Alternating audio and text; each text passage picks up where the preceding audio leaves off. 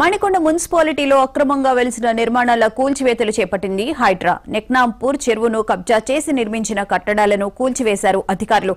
Hydraa commissioner Ranganathan ఆదేశాల మేరకు భారీ పోలీస్ బందోబస్తు నడుమ కూల్చివేతలు చేపట్టారు అధికారులు.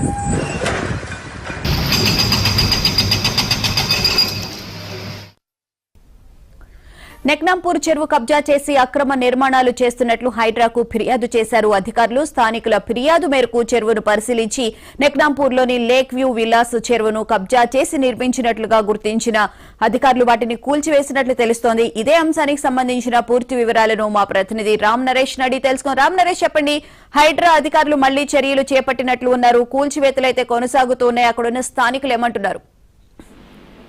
హైడ్రా అధికారులు అయితే ఈ రోజు ఉదయం నెక్నాపూర్ పెద్ద చెరువుకు సంబంధించిన ఆక్రమణలు అయితే కూల్చివేయడం జరుగుతుంది.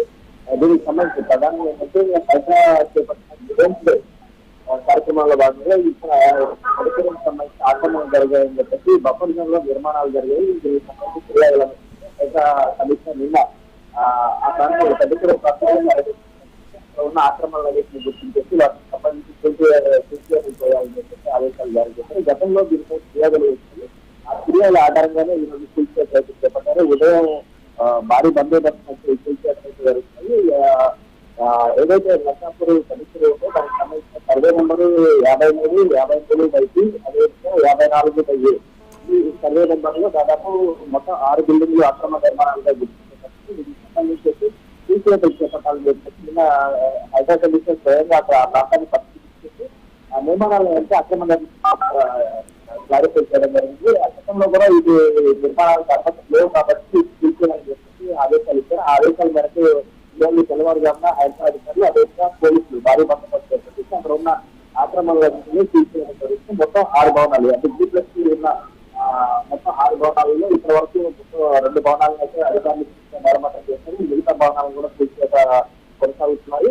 ప్రధానంగా ఏంటంటే హైడ్రా కమిషనర్ ఇది అంటే కొత్త ఏడాది తర్వాత గ్రివెన్స్ సోమవారం గ్రివెన్స్ ఏర్పాటు చేయడం జరిగింది. ఆ గ్రివెన్స్ లో ఏదైతే ఫిర్యాదులు ఆ ఫిర్యాదులు ఆధారంగా క్షేత్రస్థాయిలో పర్యటన చేస్తూ అక్కడ ఉన్న ఫిర్యాదులు ఏవైతే ఉన్నాయో వాటిని పరిశీలించేసి ఒక అనుమతులు ఉన్నాయా లేదా ఆ అక్రమ నిర్మాణాలతో వాటిని తీసి ఎన్నికలుగా చేపట్టే అవకాశాలు ఉంటుంది. దానిలో భాగంగా నిన్న ఆయన క్షేత్రస్థాయి పర్యటన చేసి నెక్నాపూర్ పరిస్థితి ఆక్రమణలు ప్రధానంగా ఈ సర్వే నెంబర్ లో మొత్తం 6 భవనాలు ఉంటాయి. 6 భవనాలు మరోవైపు ఇదే ప్రాంతంలో పుష్కరాజు సంస్థ సంబంధించిన చెట్లు కూడా ఉన్నాయి. వాటిని కూడా నిన్న అధికారులు పరిశీలించేసి వాటిని తీసేయాలంటే ఆ స్వయంగా ఎవరైతే నిర్వహిస్తున్నారో వాళ్ళే చెట్లను కూడా తీసేయడం జరిగింది. మొత్తంగా చూస్తుంటే హైడ్రా అయితే దూకుడుగా వ్యవహరిస్తుంది.